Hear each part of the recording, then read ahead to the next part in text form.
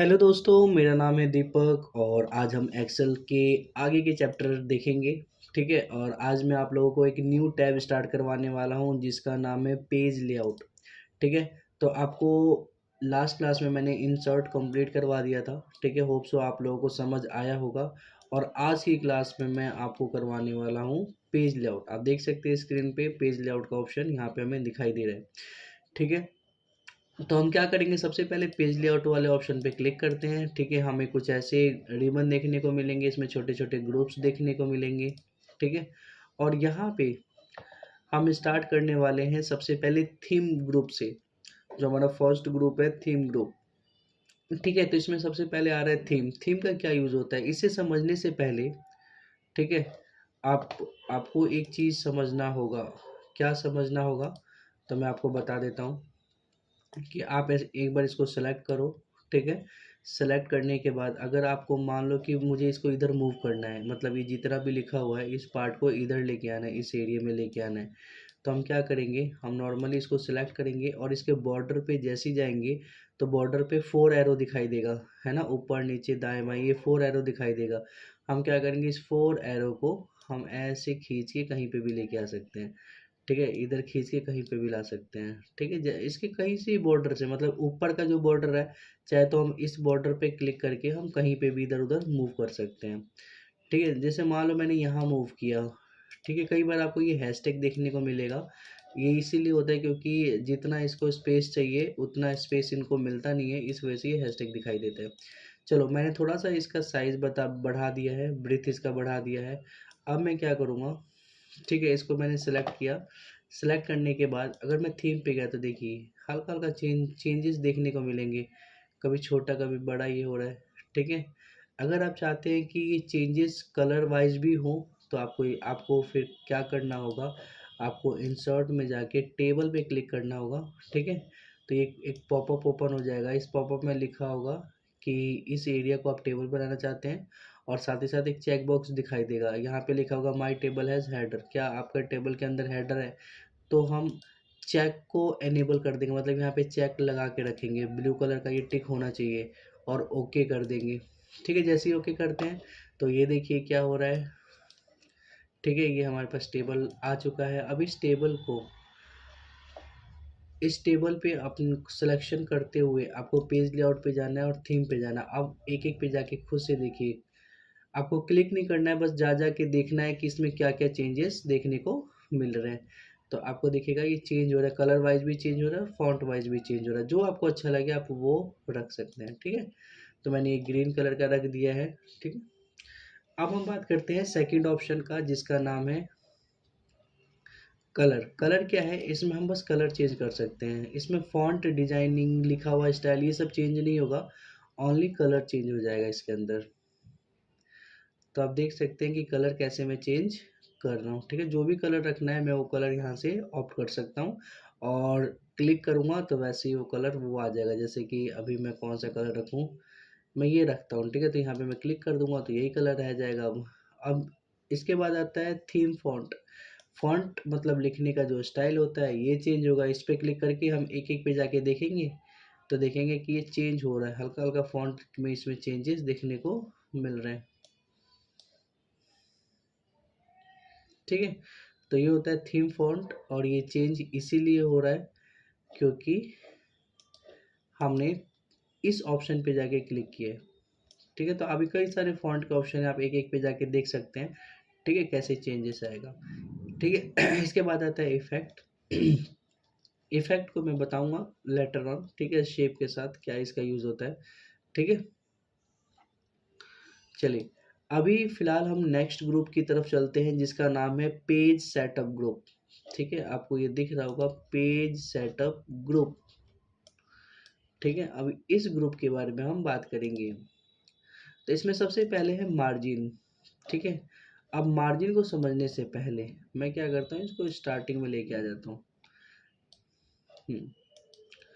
और स्टार्टिंग में ले जाने के बाद मैं क्या करूँगा, इसका कॉपी कर लूँगा। ठीक है, मतलब कि मैं चाहता हूँ कि यही चीज़ इधर भी पेस्ट कर दूँ। तो मैं क्या करूँगा, कंट्रोल प्रेस करते हुए अपने कीबोर्ड का कंट्रोल बटन दबाते हुए बॉर्डर पे जाऊँगा और फिर मैं इसे खींचूँगा। ठीक है। और यहाँ पे लगा दूंगा।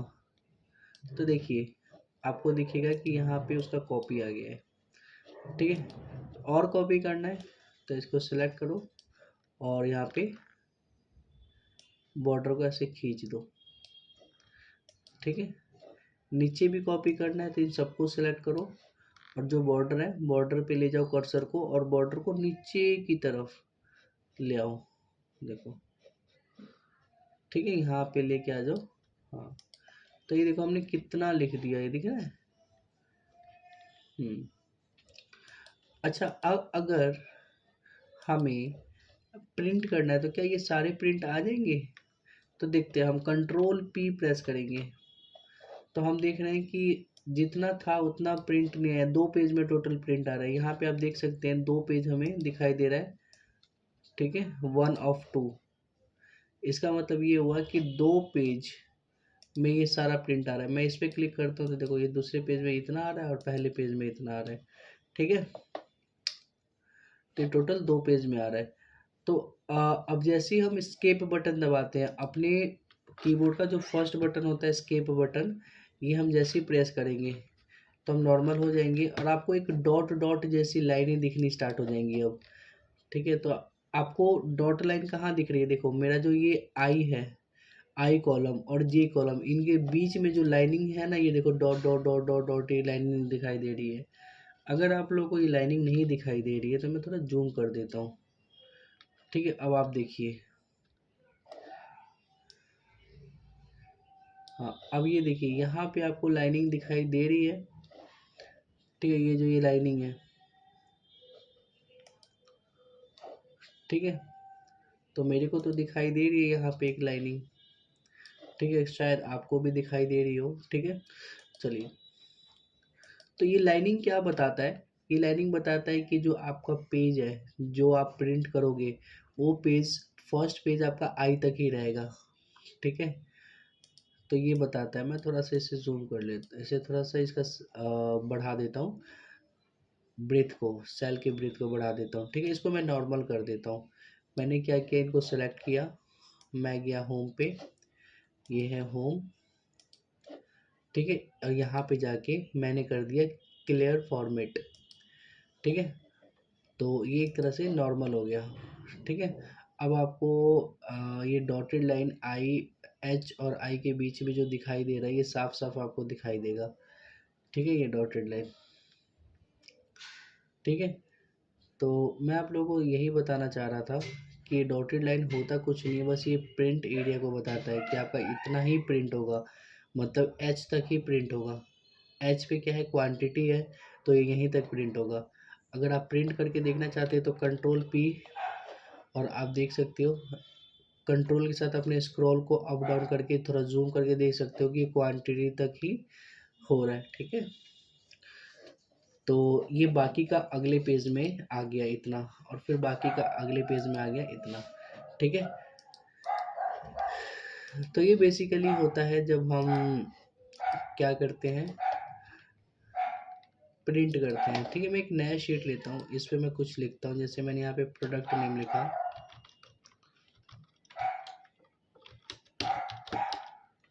ठीक है,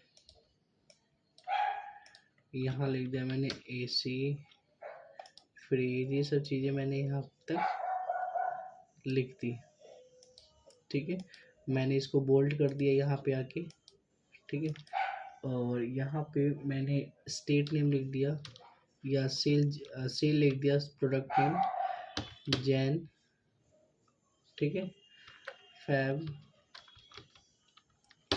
मतलब जैन फैब में कितना कितना कितना सेल हो रहा है, ये सारा का सारा मैंने यहाँ तक आया। दिसंबर तक का हम सेल देखेंगे। ठीक है, कि जैन में कितना एसी बिका, फ्रीज बिका, ये सारे कितने कितने बिके हैं। ठीक है,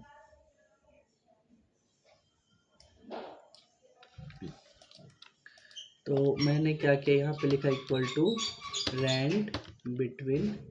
ठीक है, रैंड बिटवीन के बाद ओपन ब्रैकेट, और उसके बाद मैंने 1,100 लिखा और ब्रैकेट को क्लोज करके एंटर कर दिया।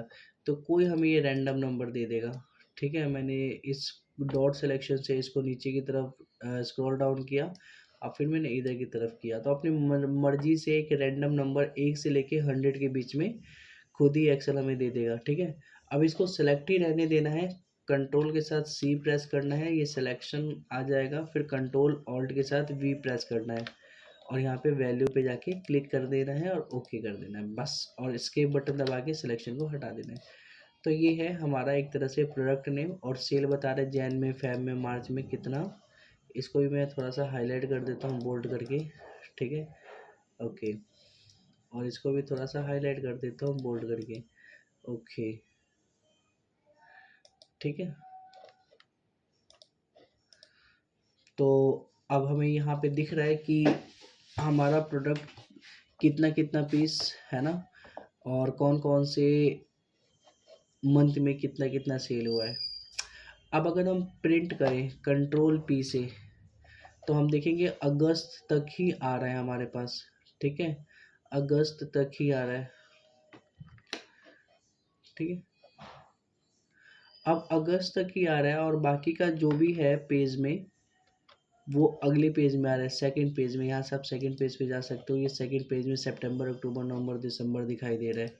ठीक है, और हम देख रहे हैं कि अगस्त के बाद ये डॉटेड लाइन यहाँ पे दिखाई पड़ रहा है, सितंबर से पहले अगस्त के बाद ये डॉटेड लाइन यहाँ पे दिखाई पड़ रहा है। ठीक है, अब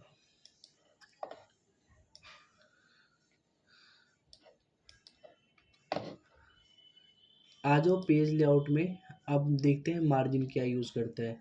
हम देखते हैं जब हम कंट्रोल पी करते हैं, ठीक है, तो हमारा जो मार्जिन होता है कहाँ से कहाँ तक, तो यहाँ से यहाँ तक आप मार्जिन देखिए कितना है, यहाँ से यहाँ तक आप मार्जिन देखिए, यहाँ से यहाँ तक कितना मार्जिन है, इतना मार्जिन है ना। ठीक है, अब इतना मार्जिन मैंने इधर रखा है, इतना मार्जिन इधर रखा है। ठीक है, अब मैं इसको हटाऊंगा नहीं, ये लाइन को ऐसे ही रहने दूंगा, और मैं आप लोगों को दिखाना चाहता हूँ कि अगर मैंने मार्जिन कम कर दिया, मतलब ये जो एरिया है इधर को कम कर दूंगा, तो शायद अगस्त सितंबर भी इसमें ऐड हो जाए। कैसे, तो मैं बताता हूँ, देखिए।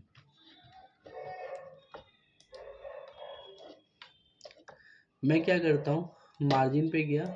ठीक है, मार्जिन पे जाने के बाद मैंने यहाँ पे नैरो पे क्लिक कर दिया, और अब मैं कंट्रोल पी करूँगा, तो आप देखिए ये जो लाइन है ना, ये लाइन यहाँ तक दिखाई पड़ रही है, मतलब कि यहाँ का जो मार्जिन है था पहले इस लाइन के बराबर में था, अब मार्जिन कम हो गया है, इधर भी मार्जिन कम हो गया है। ठीक है, तो मार्जिन कम होने की वजह से अगस्त के बाद सितंबर भी हमें इस पेज में दिखाई पड़ रहा है।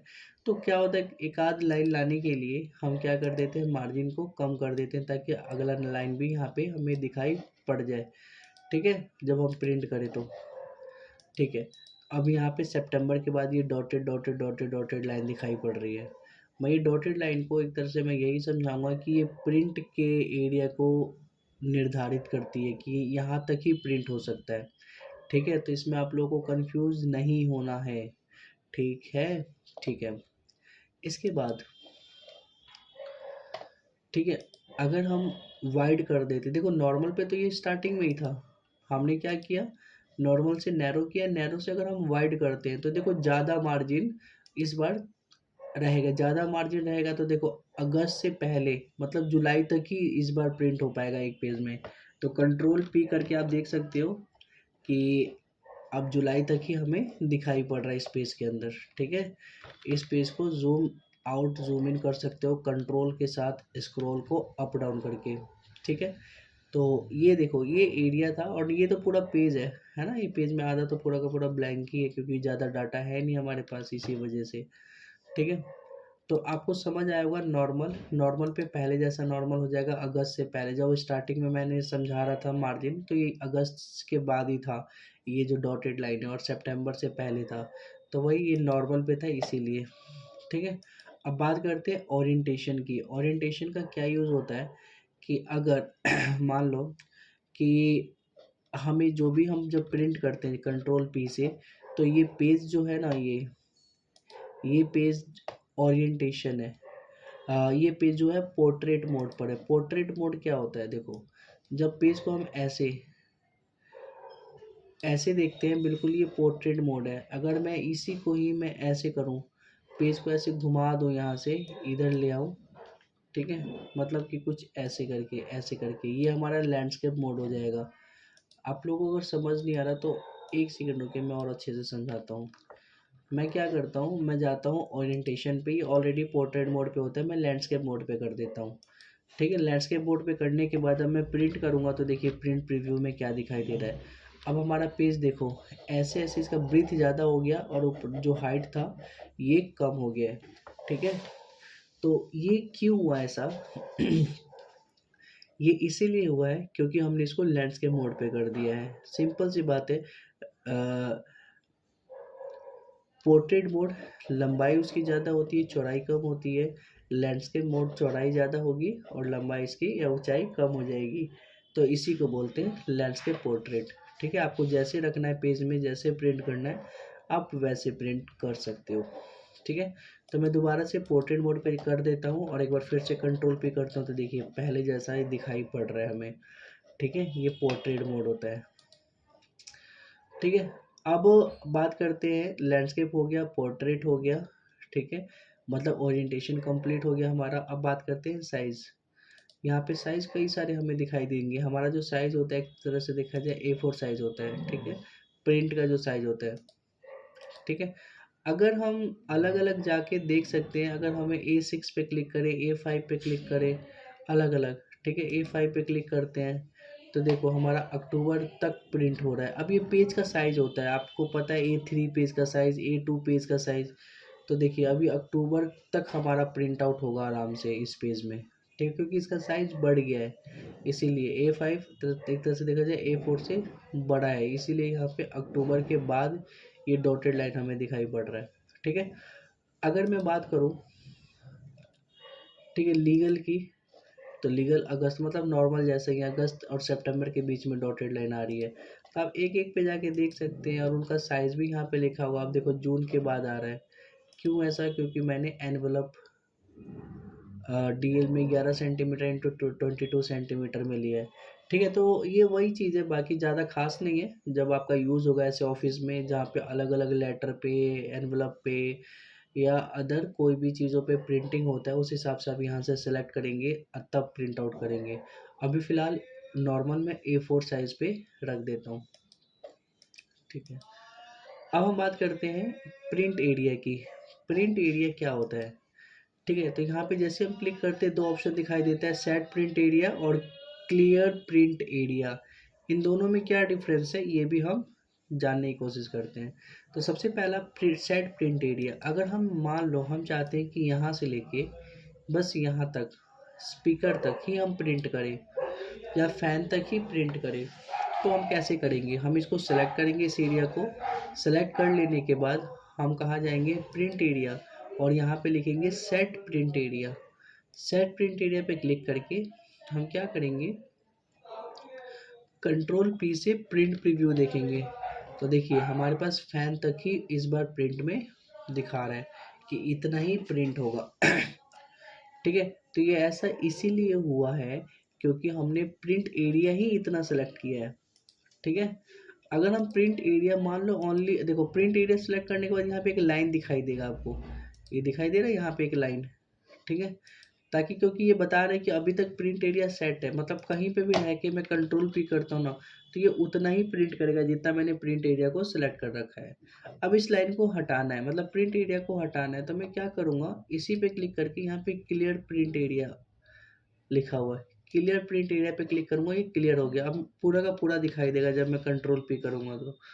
ठीक है, तो प्रिंट एरिया आप लोगों को समझ आ रहा होगा क्या, प्रिंट एरिया क्या है। हम जितना भी प्रिंट करना चाहे, हम चाहे तो बीच का बस यही पोर्शन को प्रिंट करना चाहे तो इतना सेलेक्ट करके, ठीक है, हम जाएंगे print area, print area, set print area. ठीक है, अब हम कहीं पे भी क्लिक कर दें, यहाँ पे हमें एक लाइन दिख जाएगा कि हाँ यहाँ पे प्रिंट एरिया सेट हो चुका है। कंट्रोल P से हम देख सकते हैं कि बस उतना ही प्रिंट हमें देखने को मिल रहा है। ठीक है, अब क्या,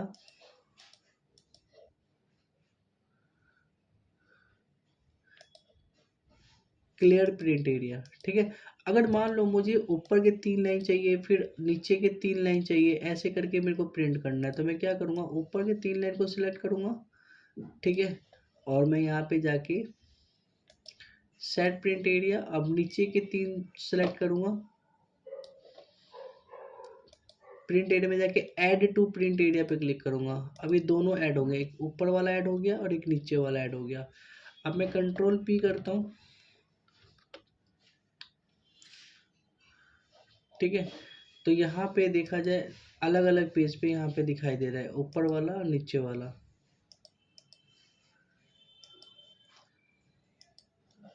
ठीक है। तो आप भी एक बार खुद से करके देखिए, आपको समझ आएगा, ठीक है। अब मैं यहाँ से क्या करता हूँ, प्रिंट एरिया को क्लियर प्रिंट एरिया कर देता हूँ। अब ये क्लियर हो गया, ठीक है। आप देख सकते हैं पहले जैसा हो गया ये,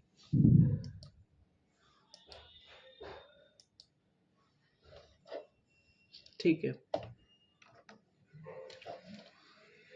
अब इसके बाद जो ऑप्शन आता है ब्रेक का आता है, ये break, insert page break, remove page break, है ना, रिसेट ऑल पेज ब्रेक। अगर हम चाहते हैं कि इसके बाद का अगले पेज पे प्रिंट हो, ठीक है, मतलब इसके बाद का अगले पेज पे प्रिंट हो, ठीक है, तो मैं क्या करूँगा, इस पर क्लिक करूँगा, रो हेडिंग पे मैं क्लिक करूँगा या फिर फैन पे या फिर स्पीकर पे, जहाँ पे भी रख के, और मैं यहाँ पे ब्रेक पे जाके इंसर्ट पेज ब्रेक कर दूंगा, ठीक है। देखो यहाँ से स्पीकर के ऊपर एक लाइन दिखाई पड़ रहा है अब हमें, मतलब कि ये पोर्शन यहाँ से लेके यहाँ तक एक पेज पे दिखाई देगा, यहाँ के यहाँ तक दूसरे पेज पे, ये चीज़ तीसरे पेज पे, ये चीज़ चौथे पेज पे।